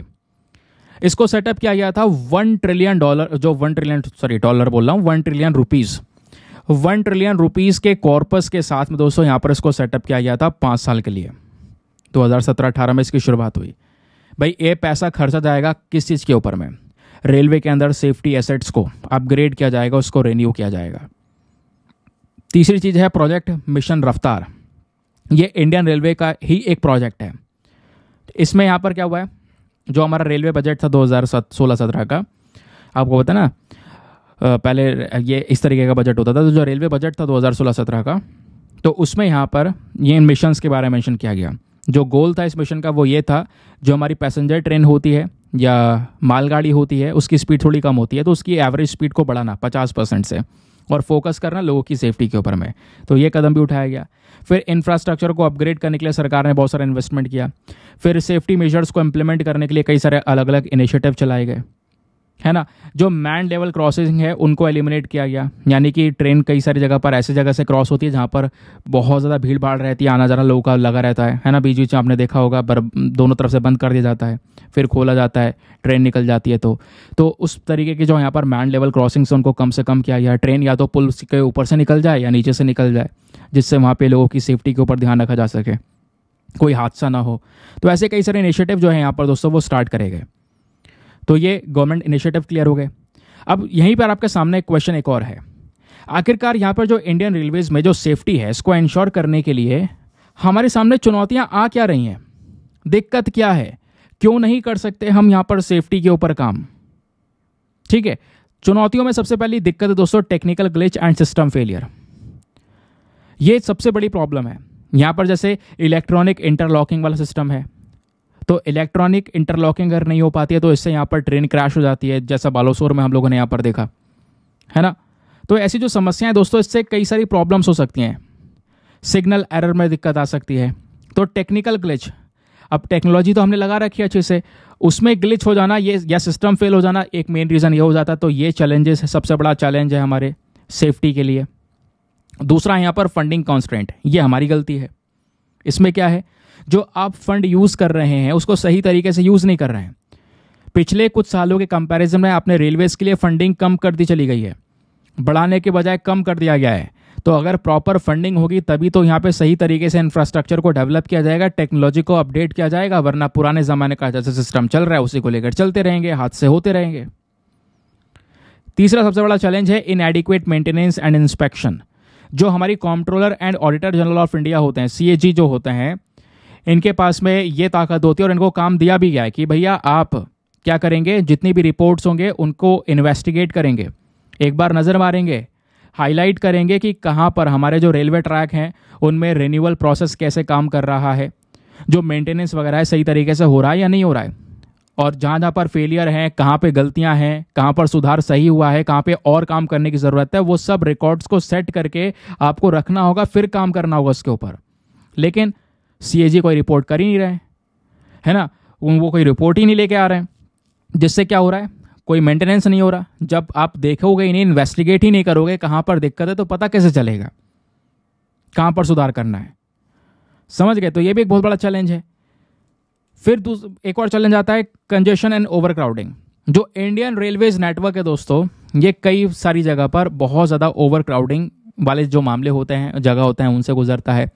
यहाँ पर पैसेंजर्स के वॉल्यूम बहुत ज़्यादा हो जाता है। ट्रेन के अंदर आप देख पाओगे कितनी खतरनाक भीड़ होती है। जो कैपेसिटी है ट्रेन की उससे कहीं गुना ज़्यादा यहाँ पर लोग उसमें देखने को मिलते हैं, तो उससे भी कहीं ना कहीं सेफ्टी के ऊपर इम्पैक्ट पड़ता है। फिर बात आती है कंप्लायंस एंड इम्प्लीमेंटेशन। जो यहाँ पर आपके पास में रूल्स एंड रेगुलेशन उसका फॉलो कर रहे हैं नहीं कर रहे हैं, ये एक सबसे बड़ी दिक्कत है। यहाँ पे हमें ज़रूरत है स्ट्रिक्टली उन नियम को फॉलो करना। आपके पास में लॉज बहुत सारे हैं, हमने देखे, सब कुछ है आपके पास में इसको इम्प्लीमेंट करने के लिए, लेकिन इम्प्लीमेंट करो तो सही, ये भी एक चैलेंज है। फिर बात आता है ह्यूमन फैक्टर। ह्यूमन एरर भी दोस्तों यहाँ पर दिक्कत है। कई बार इनकरेक्ट सेटिंग करना पॉइंट्स की, है ना, या जो कुछ ऑपरेशंस होते हैं वहाँ पर मिस्टेक कर देना, या गाड़ी जो ट्रेन चल रही है ओवर स्पीड हो चुकी है, तो ये भी एक रीज़न होता है जिसकी वजह से हादसे होते हैं, ट्रेन एक्सीडेंट्स होते हैं। तो ये कुछ चैलेंजेस हैं जिसकी वजह से ये प्रॉब्लम्स हो रही हैं। फिर एक और सबसे बड़ा चैलेंज है इनकम्प्लीट सेफ्टी सिस्टम। आपने कवच लेकर आए, कवच सिस्टम कि ट्रेन टकराने से रुक जाएगी, कभी टकराएगी नहीं आपस में, लेकिन दोस्तों कवच सिस्टम अभी तक केवल 1% रेलवे नेटवर्क पर लगाया गया है। तो हमें यहाँ पर कहीं ना कहीं सभी जगह पर तेज़ी से काम करना होगा, क्योंकि ये हमारी प्रायोरिटी होनी चाहिए। क्योंकि कई साल हो गए, बहुत टाइम हो गया कवच सिस्टम को लाए हुए, टेस्ट करे हुए, है ना। तो हमारी ये प्रायोरिटी होनी चाहिए इस समय पर कि हम इसको इम्प्लीमेंट करें जल्द से जल्द। अभी तक हमने केवल रेल नेटवर्क के 1% एरिया पर ही इसको इम्प्लीमेंट किया है। तो क्वेश्चन उठेंगे बार बार कि भाई आप प्रायोरिटी पे क्यों नहीं रख रहे हैं इसको। सबसे पहला काम आपका यही होना चाहिए, सिस्टम को सभी जगह पर आप उसको इम्प्लीमेंट करो, क्योंकि लोगों की सेफ्टी का सवाल है। फिर उसके बाद में एक और दिक्कत है, ट्रैफिक बढ़ा है दोस्तों। कोविड-19 के बाद से यहाँ पे देखने को मिला है ट्रेन एक्सीडेंट्स के अंदर में सबसे बड़ी चीज़ यह है कि पैसेंजर्स बहुत ज़्यादा हैं, फ्रेट ट्रैफिक भी बहुत ज़्यादा यहाँ पर नज़र आ रहा है। ठीक है, क्लियर हो गया। लास्ट जो प्रॉब्लम है स्लो कैपेसिटी एक्सपेंशन, यानी कई बार जो इंफ्रास्ट्रक्चर होता है रेलवे का उसको अपग्रेड करने में, अपडेट करने में बहुत ज़्यादा समय लगा दिया जाता है, और समय लगता रहेगा। आप पुराने सिस्टम को यूज़ कर रहे हो, उसमें ही दिक्कतें आनी शुरू हो जाती हैं, फिर हादसे देखने को मिलते हैं। तो ये भी एक बड़ी प्रॉब्लम या चैलेंजेस के तौर पर आप देख सकते हैं। अब एट द लास्ट राइटर के जो सोल्यूशन है वो फटाफट देख लेते हैं, फिर आगे मैं आपको मेंस का क्वेश्चन भी दूंगा। ठीक है, तो मेंस का क्वेश्चन यहीं पे मिलेगा, आराम से उसको अटेम्प्ट करना। अब यहाँ पे सोल्यूशन क्या है, what should be the way forward, क्या होना चाहिए। सबसे पहली चीज़, जो इन्वेस्टिगेशंस वगैरह हैं दोस्तों वो करने ज़रूरी हैं। ज़रूरी है कि टाइम टू टाइम जो ट्रेन एक्सीडेंट्स हैं उनको इन्वेस्टिगेट किया जाए, और मेन जो जड़ है उसके पीछे की उसको खोज के निकाल कर उस जड़ पे काम किया जाए कि दिक्कत ये थी। दूसरा, स्ट्रेंथनिंग मेंटेन प्रैक्टिस। आपका जो ट्रैक है आप मेंटेनेंस पे ध्यान नहीं देते, ट्रैक मेंटेनेंस ज़रूरी है। रेगुलर बेसिस पर जो ट्रैक्स चल रहे हैं हमारे, जिस पे पटरियों पर ट्रेन चल रही है, उन पटरियों का मेंटेनेंस, उनका इंस्पेक्शन, उनका इंफ्रास्ट्रक्चर अपग्रेड करना हमारे लिए ज़रूरी है। अगर आप उसका मेंटेनेंस ध्यान नहीं रखोगे तो अगेन वही प्रॉब्लम होगी। फिर एक और कारण है, वो है अलोकेट सफिशिएंट फंडिंग। कारण नहीं मतलब एक सोल्यूशन है, आपको प्रॉपर फंडिंग प्रोवाइड करवाना होगा रेलवेज के लिए, है ना। आपको जो ट्रैक है उसको रिन्यू करना होता है, सिग्नल सिस्टम को अपग्रेड करने होते हैं, नए इंफ्रास्ट्रक्चर को लाना होता है, तो इन सब के लिए पैसा लगेगा। तो सफिशिएंट फंडिंग होनी चाहिए, जो अभी के समय पर नहीं देखने को मिलती है। तो ये भी एक सोल्यूशन के बेसिस पर है। फिर है एनहांस स्टाफिंग एंड ट्रेनिंग। ये एक इंपॉर्टेंट पॉइंट है दोस्तों, इस पर गौर फरमाना ध्यान से। क्या है कि आजकल आप वैसे ही देख पाओगे रेलवेज में लंबे समय से वैकेंसीज आई नहीं है, तो शॉर्टेज है भाई, लोगों का शॉर्टेज है, नहीं है स्टाफ का शॉर्टेज है, लोको पायलट भी शॉर्टेज है, बाकी सारे स्टाफ भी शॉर्टेज है। अब मान लो लोकल पायलट है जो यहाँ पर ट्रेन चला रहा है, काफ़ी सारा असिस्टेंट उसके साथ में, शॉर्टेज है तो उसको ज़्यादा काम करवाया जा रहा है, वो भी थका हुआ है ना। अब ज़्यादा काम करवाने से ओवरलोड पड़ रहा है उसके पास में, अब वो भी झपकी मार रहा है ट्रेन में, ये भी एक बहुत बड़ी दिक्कत है, समझ गए। तो यहाँ पे हमें स्टाफिंग को बढ़ाना होगा, ट्रेनिंग्स को बढ़ाना होगा, लोगों की स्किल्स पे काम करना होगा, ताकि जो ह्यूमन एरर है वो कम से कम हो। गलतियां होंगी इंसान से, बट वो कम से कम हो या ना के बराबर हो, क्योंकि यहाँ पर ये जो मामला है बहुत सेंसिटिव है। यहाँ पे कह सकते हो लाखों करोड़ों लोगों की जिंदगी का सवाल आ जाता है। फिर बात आती है इम्प्लीमेंटेशन ऑफ एडवांस टेक्नोलॉजीज। हमें एडवांस टेक्नोलॉजी की बात हो रही है, जैसे कि जहाँ पर कहीं भी फॉल्ट होगा तो उसको तुरंत डिटेक्ट किया जाए, तो अर्ली डिटेक्शन सिस्टम लेकर आना होगा, रियल टाइम डिसीजन मेकिंग करनी होगी, है ना। उसके अलावा सेफ्टी जो है इसको हमें सबसे प्रायोरिटी पर रखना होगा, ये मैं बार बार बोल चुका हूँ और अभी फिर से ये बोला जाएगा। फिर उसके बाद एस्टेब्लिश करना होगा एक सेफ्टी रेगुलेटरी बॉडी, ठीक है। एक इस प्रकार से बॉडी बनानी होगी जिसका मेन काम होगा केवल और केवल सेफ्टी पे काम करना। तो ये कुछ यहाँ पे आपको इसके वे फॉरवर्ड यानी सॉल्यूशंस नजर आएंगे, तो ध्यान रखिएगा। नाउ फाइनली आते हैं आज के मेंस के क्वेश्चन पर। ये एडिटोरियल इंटरेस्टिंग था, आने वाले समय पर बहुत आर्टिकल पूछे जाएंगे, स्पेशली आपसे मेंस में भी क्वेश्चन पूछ लिया जाएगा। तो आज का मेंस का क्वेश्चन क्या बोलता है, what are the challenges in ensuring the safety of Indian Railways, also discuss some government initiatives to address the Indian railway safety concerns. कहने का मतलब है कि आज के समय पर भारतीय जो रेलवे है इसमें सेफ्टी को लेकर कितनी सारी चुनौतियां हैं, क्या क्या चुनौतियां हैं पहले तो ये बताइए। साथ ही साथ में आपको डिस्कस कर रहे हैं कुछ और इम्पॉर्टेंट गवर्नमेंट इनिशिएटिव्स, भारत सरकार के जो इनिशिएटिव हैं जहां पर फोकस किया गया है जो इंडियन रेलवे है उसमें सेफ्टी के जो चिंताएं हैं उनसे निपटा जा सके, वैसे इनिशिएटिव क्या है वो बताइए। मेंस में कई बार ऐसे इनिशिएटिव पूछ ले जाते हैं, ठीक है। तो लंबा थोड़ा आर्टिकल बड़ी हो गया है लेकिन यहाँ पे बहुत इंपॉर्टेंट है। एक बार हिंदी में रीड कर देता हूँ ताकि हिंदी माध्यम वाले जो एस्पिरेंट है वो भी बढ़िया से पढ़कर एक बढ़िया सा आंसर लिख सकें। तो क्वेश्चन है, भारतीय रेल की सुरक्षा सुनिश्चित करने में क्या चुनौतियां हैं, भारतीय रेलवे सुरक्षा चिंताओं को दूर करने के लिए कुछ सरकारी पहलों पर भी चर्चा करें। 250 शब्दों में आंसर लिखने के बाद में कहाँ पे सबमिट करना है, टेलीग्राम पर जाना, वहां पे जाके सर्च बॉक्स में लिखना दीपक यादव एजुकेशन मेंस ग्रुप। जैसे आप फुल फॉर्म लिखोगे मेरा टेलीग्राम चैनल मिलेगा जहां पे ऑलरेडी 78,000 से ज़्यादा लोग जुड़ चुके हैं। आप भी जुड़कर अपने आंसर्स को लिखकर वहां पे सबमिट कर सकते हैं। बाकी दोस्तों आंसर्स को सबमिट करने के साथ साथ एक छोटा सा काम और करना है, एटलीस्ट सभी लोगों को 2-2 आंसर्स रिव्यू करने हैं। जब आप सभी लोग 2-2 आंसर्स रिव्यू करेंगे बहुत सारे फायदे होंगे, आपको भी सामने वाले को भी। आपको कुछ इंपॉर्टेंट पॉइंट्स मिलेंगे जो आप अपने नोट्स में इंक्लूड कर सकते हैं। सामने वाले के आंसर में अगर कोई मिस्टेक होती है तो आप उनको बता सकते हैं कि यहाँ पर इंप्रूवमेंट की आवश्यकता है। इस प्रकार से कोऑपरेटिव वे में वो पूरा का पूरा ग्रुप काम कर रहा है। चलिए आगे आते हैं नेक्स्ट आर्टिकल पर। ये कहाँ गए, अगला आर्टिकल शॉर्ट न्यूज़ है हमारी, बहुत इंपॉर्टेंट है, ध्यान से सुनिएगा। अभी लास्ट में आपको प्रैक्टिस क्वेश्चन भी मिलेंगे, उसको भी सॉल्व करना है। बात हो रही है आइबेरियन लिंक्स के बारे में। अब आइबेरियन लिंक्स क्या है, ये वो यहाँ पर आपको बिल्ली की तरह दिख रहा होगा, ठीक है। तो अभी क्या है, ये चर्चाओं में आई है। ये कैट की ही प्रजाति है, कैट की स्पीशी है, लेकिन थोड़ी सी उनसे अलग है। आप अपीयरेंस देख पा रहे होंगे, अपीयरेंस किस तरीके से, जैसे कान वगैरह आप देख पाओगे तो काफ़ी ज़्यादा पॉइंटेड नजर आएंगे, है ना, ऊपर एक पॉइंट सा बना हुआ है। तो आइबेरियन लिंक्स अभी न्यूज़ में है। ये बहुत ही कम जगह पे पाई जाती है, तो एक रेयर कैट स्पीशी है जिसको हाल ही में एंडेंजर्ड कैटेगरी से वल्नरेबल कैटेगरी में शिफ्ट कर दिया गया है IUCN के लिस्ट में। वेरी वेरी इंपॉर्टेंट रीज़न, देखो जो कारण है इसका न्यूज़ में रहने का वो बहुत ठोस है, बहुत ज़्यादा इंपॉर्टेंट भी है। हुआ ये था कि ये जो यहाँ पर कैट की स्पीशीज को एंडेंजर्ड कैटेगरी में अभी तक कवर किया गया था, यानी इसकी पॉपुलेशन को खतरा था, और अगर इनकी पॉपुलेशन और खत्म होती चलती तो इसको यहाँ पर उठाकर क्रिटिकली एंडेंजर्ड कैटेगरी में कवर करना पड़ता। और प्रजाति विलुप्त होती तो उनको यानी एक तरीके से कोलैप्स हो गई, खत्म हो चुके हैं दुनिया से प्रजाति, तो इसको कोलैप्स कैटेगरी में डालना पड़ता। बट अभी क्या सिचुएशन इंप्रूव हुई है, तो इंप्रूव हुई है तो एंडेंजर्ड से सीधा इसको वल्नरेबल कैटेगरी में डाल दिया गया है। तो इसको लेकर जो रिस्क था वो थोड़ा सा कम हुआ है, इस वजह से ये न्यूज़ में है। कारण समझ में आ गया। अब थोड़ा सा इसके बारे में बात कर लेते हैं दोस्तों। आइबेरियन लिंक्स जो है ये एक कार्निवोर है, यानी मांसाहारी आपको ये बिल्ली देखने को मिलेगी, जो कि यूरोप में पाई जाती है। ध्यान रखना ये एक ऐसी स्पीशी है जो स्पेशली एंडेमिक है टू यूरोप। एंडेमिक मतलब केवल और केवल आपको यूरोप में ही देखने को मिलेगी। समझ गए? आगे आते हैं। ये दुनिया की कह सकते हो कि मोस्ट एंडेंजर्ड स्पीशी के तौर पर देखने को मिलती है, जहां पर इसके कान वगैरह नजर आएंगे तो पॉइंटेड से ऊपर उठे उठे, यानी इस तरीके से नोक से ऊपर आपको देखने को मिलेंगे, ऐसे इसके कान नजर आएंगे। पैर काफ़ी लंबे चौड़े होते हैं, लेपर्ड की तरह यहाँ पर इसके बॉडी पे स्पॉट होते हैं। जैसे यहाँ पर लेपर्ड के ऊपर ऐसे गोल गोल स्पॉट होते हैं ना, वैसे इसके शरीर पर भी देखने को मिलते हैं। उसके अलावा लिंक्स वाली जो ये प्रजातियां हैं आइबेरियन लिंक्स, इसमें जो मेल होते हैं वो ज़्यादा हैवी होते हैं, फीमेल से ज़्यादा लंबे होते हैं, ऐसा बताया गया है। और जनरली नॉक्टर्नल होते हैं, यानी रात में ज़्यादा एक्टिव रहते हैं, दिन में सोते हैं, दिन में ज़्यादा कुछ काम करते नहीं हैं। ठीक है। बाकी यहाँ पे अगर आप हैबिटेट की बात करेंगे तो जैसे मैं आपको बता चुका हूँ, यूरोप में, स्पेशली यूरोप के अंदर में ये पाए जाते हैं। घासों वाले रीजन में इन कैट की स्पीशीज़ को रहना पसंद है। डिस्ट्रीब्यूशन अगर हम देखेंगे तो ये इसका नाम है आइबेरियन लिंक्स, पता हो। अब ये आइबेरियन लिंक्स या आइबेरियन वर्ड कहाँ से पड़ा है, क्योंकि दोस्तों ये आइबेरियन पेनिनसुला में पाई जाती हैं। आइबेरियन पेनिनसुला जो ये जगह है दोस्तों, ये स्पेन और पोर्चुगल में फैली हुई है। अगेन यूरोप की बात कर रहे हैं तो वहीं पर फैली हुई है। ठीक है, वहीं पर ये पाई जाती हैं।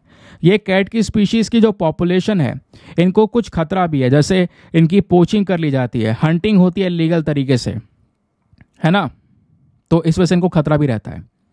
तो एग्जाम में कई बार इनका आईयूसीएन स्टेटस पूछ लिया जाएगा दोस्तों, यानी कंजर्वेशन स्टेटस। तो ध्यान रखिएगा, आपकी बार ये चेंज हुआ है, इस वजह से इंपॉर्टेंट हुई है। तो आईयूसीएन के अंदर में इस आइबेरियन लिंक्स को वल्नरेबल कैटेगरी में कवर किया गया है, और साइट्स के अंदर में अपेंडिक्स 2 में कवर किया गया, यानी कि जो व्यापार वगैरह है वो भी कुछ इसका करना इतना आसान है नहीं। समझ गए? फिर उसके बाद अभी हम आईयूसीएन बड़ी देर से बोल रहे हैं। आईयूसीएन है क्या? इसकी फुल फॉर्म है international union for conservation of nature. एक ग्लोबल ऑर्गेनाइजेशन है जो कि हमारे नेचर को बचाने के ऊपर फोकस करती है। इस बॉडी को 1948 में बनाया गया था। अब इसने अलग अलग लिस्ट बना रखी है कि भाई यहाँ पर ये लिस्ट है, कोई जानवर होगा तो उसको लीस्ट कंसर्न में, अगर अच्छी खासी पॉपुलेशन अवेलेबल है तो लीस्ट कंसर्न में है, थोड़ा और खतरे में जा चुका है नियर थ्रेटेंड, और खतरे में वल्नरेबल, और खतरे में एंडेंजर्ड कैटेगरी। तो इस तरीके से डिफाइन करते हैं ताकि उस जानवर को प्रॉपर तरीके से प्रोटेक्शन दी जा सके, और इसी के लिए यहाँ पर आईयूसीएन बनाया गया है। समझ गए? चलिए आते हैं नेक्स्ट आर्टिकल पर। इंटरेस्टिंग टॉपिक है और थोड़ा यूनिक भी है दोस्तों। यहाँ पे बात हो रही है एनसेफेलोरटस वुडी के बारे में। अब थोड़ा अजीब सा नाम है और लेकिन ऐसा मतलब ऐसे टॉपिक यूपीएससी कई बार फेवरेट होते हैं। अब की बार आपने देखा होगा किकाड़ा स्पीशी, अब की बार ही क्वेश्चन पूछा गया था 2024 के प्रीलिम्स में। तो यहाँ पर एनसेफेलोरटस वुडी ये है क्या, चलिए इसके बारे में जानते हैं। दुनिया में सबसे खतरनाक कोई चीज़ है, खतरनाक नहीं, खतरे में कोई चीज़ है, तो वो ये वाले प्लांट हैं। डायनासोर के ज़माने के ये प्लांट आपको देखने को मिलेंगे दोस्तों, डायनासोर के ज़माने के। तो चलिए बात करते हैं। अभी बात हो रही है इस प्लांट के बारे में। ये एक ऐसा प्लांट है जो साउथ अफ्रीका में पाया जाता है। ध्यान रखिएगा, कहाँ पे? साउथ अफ्रीका से आता है ये प्लांट मेंबर है साइकाड फैमिली का। कौन सी फैमिली का? साइकाड। वेरी इंपॉर्टेंट, ये ध्यान रखिएगा, CYCAD। साइकाड फैमिली में कई सारे जो प्लांट्स की स्पीशीज हैं या ट्रीज की स्पीशीज है वो आती हैं। साइकाड में कौन से प्लांट आते हैं? साइकाड में दोस्तों वो प्लांट आते हैं जो सबसे ओल्डेस्ट सर्वाइविंग है, बहुत पुराने हैं, ठीक है, बहुत मुश्किल से पाए जाते हैं। बताया जाता है डायनासोर के ज़माने के हैं। इनका इतिहास अगर आप देख पाएंगे इन प्लांट्स का तो 300 मिलियन साल पुराना है, यानी मेसोजोइक एरा लगभग कह सकते हो 250 मिलियन से लेकर 66 मिलियन ईयर्स अगो आपको देखने को मिल जाएगा। तो उस एज को ही, यानी इन मेसोजोइक एरा को हम एज ऑफ साइकाडास भी बोलते हैं। साइकाडास, साइकाडास नहीं, साइकाइट्स। तो उस समय पर ये वाले प्लांट्स बहुत ज़्यादा मात्रा में हुआ करते थे, ठीक है। अब दोस्तों साइकाइट्स के बारे में और कई सारी बातें बताई जाती हैं। ये एक प्रकार के जिम्नोस्पर्म है। अब जिम्नोस्पर्म क्या होता है दोस्तों? एक ऐसे ग्रुप से बिलोंग करते हैं जहाँ पर इनके पास में कोनिफर्स होते हैं, और जैसे दूसरे नॉर्मल प्लांट्स होते हैं ना, दूसरे नॉर्मल प्लांट्स एंजियोस्पर्म होते हैं, वैसे नहीं है, ये जिम्नोस्पर्म है। अब इसमें होता ये स्पेशल ये है कि जो ये साइकाइड्स हैं ये रिप्रोड्यूस करते हैं कोन का इस्तेमाल करके, ठीक है, इनकी जो कोन होती है उसको यूज कर करके यहाँ पर इनमें रिप्रोडक्शन होता है या रिप्रोड्यूस करते हैं। और यहाँ पर जब ये रिप्रोड्यूस करते हैं तो एक नया प्लांट आता है। जब नया प्लांट होता है दोस्तों तो शुरुआती तौर पे आप पता लगा नहीं पाओगे कि वो मेल है या फीमेल है जब तक वो मैच्योर नहीं हो जाएगा। जब पूरी तरह से मैच्योर हो जाता है ना, उसमें एक कोन बनकर आती है, उसके बाद ही पता चलता है कि हाँ वो प्लांट मतलब मेल है या फीमेल है। तो एक कोन बनती है, कोन के बारे में यहाँ पे बताया गया, ध्यान रखना कोन एक इंपॉर्टेंट कॉन्सेप्ट है इस पर्टिकुलर प्लांट में। अब कोन से पता लगाते हैं, फीमेल वाली जो कोन्स होती है यानी जो फीमेल प्लांट होगा उनकी जो कोन्स होती है वो ज़्यादा चौड़ी राउंड होती है। जो मेल कोन्स होती हैं दोस्तों यहाँ पर ये थोड़ी एलोंगेटेड एंड नैरोवर होती हैं। मेल कोन्स जो होती हैं ये पोलन प्रोड्यूस करती हैं, ध्यान रखना, अब वो सब आपने पढ़ा ही है। पोलन प्रोड्यूस करती हैं, पोलन जो है यहाँ पर जो इंसेक्ट होंगे, कीड़े वगैरह होंगे, वो पोलन उठा के ले जाकर फीमेल की कोन तक पहुंचाते हैं, जिसकी वजह से रिप्रोडक्शन होता है और फिर उसके बाद में एक नया प्लांट मिलता है। समझ गए? तो काफ़ी समय लग जाता है और बताया जाता है इनके प्रोडक्शन में समय बहुत ज़्यादा लगता है। इस वजह से आज के समय पर जो ये साइकाइड्स वाली प्लांट की स्पीशीज़ हैं इनको मोस्ट एंडेंजर्ड लिविंग ऑर्गेनिज्म बोला जाता है हमारे पृथ्वी पर। मैंने पहले ही बताया हमारे पृथ्वी पर सबसे खतरनाक कोई लिविंग ऑर्गेनिज्म है तो ये प्लांट आपको देखने को मिलेंगे। इनकी ज़्यादातर जो स्पीशीज़ हैं वो ऑलरेडी ख़त्म हो चुकी हैं, प्रजातियाँ विलुप्त हो चुकी हैं। यही 2-4 प्रजातियाँ आज के समय पर बची हुई हैं। क्योंकि प्रॉब्लम ये भी है, ये खत्म हो रही है। एक तरफ हम डिफॉरेस्टेशन वगैरह बहुत ज़्यादा प्रमोट कर रहे हैं, पेड़ों की कटाइयाँ चल रही हैं, जंगल बर्बाद कर रहे हैं। दूसरी तरफ इन पेड़ों को ग्रो होने में, मैच्योर होने में 20-20 साल लग जा रहे हैं। तो इनका रिप्रोडक्शन साइकिल ऑलरेडी बहुत कम है, स्लो ग्रोथ है। इस वजह से यहाँ पर ये आने वाले समय पर पूरी तरह से ख़त्म होने की कह सकते हो कगार पर नज़र आ रहे हैं। समझ गए? इलीगल तरीके से व्यापार वगैरह कभी होता है, इस वजह से इनको और ज़्यादा नुकसान पहुँचने के जो चांसेस है वो देखने को मिल जाते हैं। तो इन प्लांट्स के बारे में ध्यान रखिएगा। आते हैं नेक्स्ट आर्टिकल पर। अगला आर्टिकल भी एग्जाम के लिए सुपर इंपॉर्टेंट है। एक रिपोर्ट के बारे में बात हो रही है, नाम है state of global air report. Very very relevant topic. Air pollution कितना बड़ा मुद्दा बन चुका है दोस्तों, जरा इसको सुनिएगा। दूसरा मेन कारण है दुनिया में सबसे ज्यादा मौतों के पीछे का ये वायु प्रदूषण, एयर पोल्यूशन। ये खुद इस 2024 की रिपोर्ट ने हमारे सामने सारा डेटा प्रस्तुत किया है।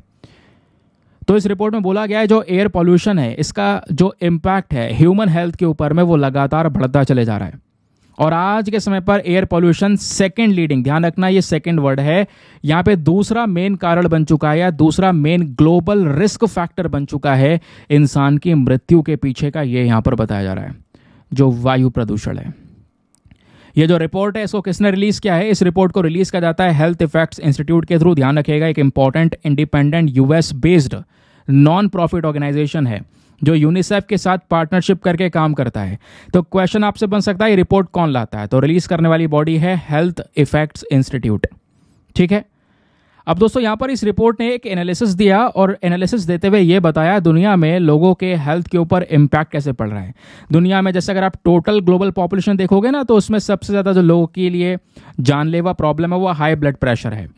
ठीक है। और 5 साल से कम उम्र बच्चों के लिए माल न्यूट्रिशन यानी उनको अच्छा खाना ना मिलने की वजह से भी कह सकते हो वो भी उनके लिए एक डेथ का फैक्टर बन जाता है। लेकिन जो दूसरा मेन कारण है वो एयर पोल्यूशन ही है, यहाँ पर भी और इधर बच्चे के लिए भी। तो दोनों ही लोगों के लिए, चाहे दुनिया की पॉपुलेशन आबादी देख लो चाहे बच्चे देख लो जिनकी उम्र 5 साल से कम है, सभी के लिए दूसरा मेन जो मौत के लिए एक सबसे बड़ा रिस्क है वो यहाँ पर है एयर पोल्यूशन। समझ गए? अब इस रिपोर्ट में हाईलाइट में ये बोला गया है air pollution has become the second leading global risk factor. Already discuss कर चुके हैं। इसमें कई सारी नॉन कम्युनिकेबल डिजीज भी आती हैं दोस्तों, बीमारियां हैं। हार्ट डिजीज है, स्ट्रोक है, डायबिटीज है, लंग कैंसर, ये सब पीछे छूट जाता है। सबसे पहले आपका यहाँ पर ये एयर पोल्यूशन है। ठीक है। आप डाइट का कैसा ले रहे हो, टोबैको वगैरह इस्तेमाल कर रहे हो, वो सारी चीजें हैं ऑलरेडी है, लेकिन सबसे बड़ा बर्डन आज एयर पोल्यूशन का हो चुका है। दुनिया में 10 में से 6 लोगों की जान जा रही है केवल PM 2.5 पार्टिकल की वजह से। छोटे छोटे जो कंकड़ के टुकड़े होते हैं, जो पोल्यूशन होता है हमारे बॉडी में जाता है, हमारे रेस्पिरेटरी सिस्टम को डैमेज करता है। बीमारियां तो हैं ही, लोगों की जान ले रही हैं बीमारियां। उसके अलावा एयर पोल्यूशन दूसरी तरफ से लोगों की जान लेना शुरू कर चुका है।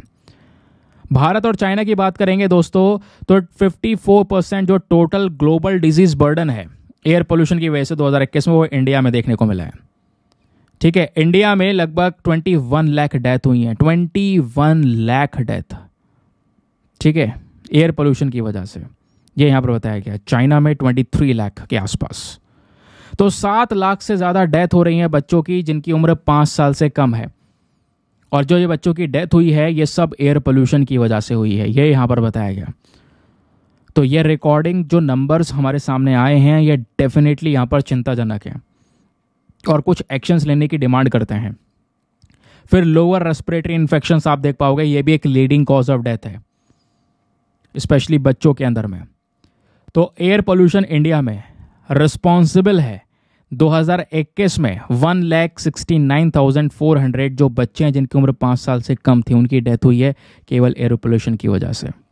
चाइना में भी हर साल बच्चों की जान जा रही है, हर रोज़ यहाँ पर बच्चों की जान जा रही है इस एयर पोल्यूशन की वजह से। ये इस रिपोर्ट के अंदर में मेंशन किया गया, ध्यान रखिएगा इस रिपोर्ट के बारे में। चलिए आगे आते हैं नेक्स्ट आर्टिकल पर। यहाँ पे बात हो रही है फायर ड्रैगन 480 के बारे में। अब ये फायर ड्रैगन 480 क्या है? हाल ही में एक स्टडी आई है और उस स्टडी में ये क्लेम किया गया कि जो चाइना की पीपल लिबरेशन आर्मी है उन्होंने खुद क्लेम किया है कि चाइना के पास में जो ये मिसाइल है ना फायर ड्रैगन 480, ये मिसाइल नीचे रखा हुआ है आप देख पाओगे, ठीक है, ये रखा हुआ वाइट कलर का ये मिसाइल है और ये एक प्रकार का टैक्टिकल बैलिस्टिक मिसाइल है। ठीक है, ऊपर जाता है पहले, फिर उसके बाद एनवायरमेंट में जाने के बाद में सीधा नीचे आता है और टारगेट को हिट करता है। तो इस तरीके का मिसाइल है। चाइना ये क्लेम करता है कि इनके पास में जो ये मिसाइल है इस मिसाइल से लाल सागर में रेड सी में अमेरिका का जो क्रूजर है, अमेरिका का जो लड़ाकू जहाज है उसको ये सीधा हिट कर सकते हैं। इस वजह से ये मिसाइल अचानक से चर्चाओं में आ गया। तो क्या है दोस्तों ये फायर ड्रैगन 480? आइए जानते हैं। ये एक लॉन्ग रेंज का यानी कि लंबे रास्ते को ट्रैवल करने वाला रॉकेट है जो चाइना के नोरिंको ग्रुप ने प्रोड्यूस किया है, ध्यान रखिएगा।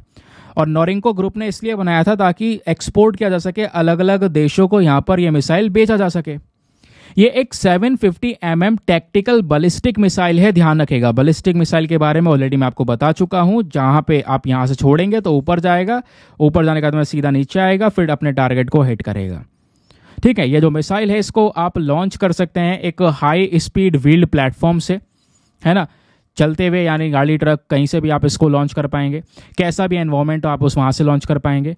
इसका जो वॉर हेड है वो 400 किलोग्राम के आसपास का देखने को मिल जाएगा। ठीक है, यहाँ पे बोला यह जाता है इसमें इस मिसाइल में इतनी ताकत है कि यह 10,000 टन वाला जो यहाँ पर एक जहाज़ है उसको भी डिस्ट्रॉय कर सकता है। एक दो मिसाइल अटैक करोगे तो बर्बाद कर सकता है। तो यही वो मिसाइल है नोरिंको का ड्रैगन 480। ऐसा आपने अलग अलग नंबर देखे होंगे, यहाँ पर लिखा है ड्रैगन 300। तो दोस्तों यहाँ पे जनरली बोला यह जाता है जो ये फायर ड्रैगन 480 है इसकी जो लिमिट रेंज है वो 290 किलोमीटर है। लेकिन चाइनीज रिसर्चर्स ये बोलते हैं कि इसकी जो रेंज है ना, यहाँ पे बताया जा रहा है 290 किलोमीटर तक दूर जाएगी नहीं, हम इसको बढ़ा भी सकते हैं, 500 किलोमीटर तक भी पहुंचा सकते हैं, ऐसा यहाँ पे बोला जा रहा है। और चाइनीज की जो यहाँ पर इनकी आर्मी है इन्होंने 2019 में ही इस मिसाइल को अडॉप्ट कर लिया था। और अभी पब्लिकली कोई अगर एक्सपोर्ट डील वगैरह की है इन्होंने तो यूएई के साथ में की है। यूएई के साथ में यहाँ पर इस मिसाइल को लेकर कोई डील की है इन्होंने, अगर कोई डील हुई भी है तो ये चीज़ यहाँ पर शेयर की गई। समझ गए? क्लियर हो गया? तो ध्यान रखिएगा दोस्तों, आज का डिस्कशन काफ़ी रेलिवेंट है, काफ़ी सारे सुपर इंपॉर्टेंट टॉपिक, मतलब आज सारे के सारे टॉपिक ऐसे हैं जो बहुत ही इंपॉर्टेंट हैं, क्वेश्चन बनने के चांसेस हैं। अब चलिए देखते हैं प्रैक्टिस क्वेश्चन, देखते हैं आपने कितने अच्छे सारी चीज़ों को सुना है। टेस्ट आपका हो रहा है, एक एक करके क्वेश्चन दूंगा, उनके आंसर देते हुए चलना नीचे कमेंट सेक्शन में, फिर एक साथ सभी के आंसर बताऊंगा, उनको चेक करना, रीमैच करना, देखना कितने सही हैं और कितने गलत किए हैं। क्वेश्चन नंबर 1, यहाँ पे बात हो रही है state of global air report 2024 के बारे में। अभी हमने एयर पोल्यूशन के बारे में डिस्कशन किया, इस रिपोर्ट के बारे में बात की। इस रिपोर्ट से संबंधित आपके सामने 2 स्टेटमेंट्स है, बताना है दोनों में से कौन सा स्टेटमेंट सही है। पहला स्टेटमेंट बोलता है कि जो एयर पोल्यूशन है ये एक ध्यान रखना, become the leading global risk factor बन चुका है डेथ के लिए। सबसे पहला कारण है मृत्यु के पीछे का एयर पोल्यूशन। दूसरा स्टेटमेंट ये बोलता है India accounted for more than 1/4 of total global disease burden due to air pollution in 2021। 2021 में क्या होता है यहाँ पर अगर आप देख पाएंगे तो 1/4 जो टोटल ग्लोबल डिजीज बर्डन पड़ा है वो केवल भारत पे पड़ा है इस एयर पोल्यूशन की वजह से। तो बताइए दोनों में से कौन सा स्टेटमेंट सही है। वैसे अगर मैं बताऊं तो ये स्टेटमेंट मैंने एक्सप्लेन नहीं किया बट सही है, दूसरा वाला स्टेटमेंट सही है, मैं यहीं पे बता दे रहा हूं। अब आपको पहले वाला स्टेटमेंट देखकर दूसरा वाला मैंने बता दिया, इसको मैनेज करने के बाद में इसका आंसर बताना है। बताइए ऑप्शन नंबर ए 1 ओनली, या बी 2 ओनली, या फिर सी दोनों सही हैं, या फिर डी दोनों के दोनों गलत हैं। नाउ नेक्स्ट क्वेश्चन बात करता है आइबेरियन लिंक्स के बारे में। तो आइबेरियन लिंक्स से रिलेटेड आपके पास में 2 स्टेटमेंट्स हैं। अगेन बताना है दोनों में से कौन सा स्टेटमेंट सही है। पहला, ये एक कार्निवोर स्पीशी है जो कि केवल और केवल यूरोप में पाई जाती है। दूसरा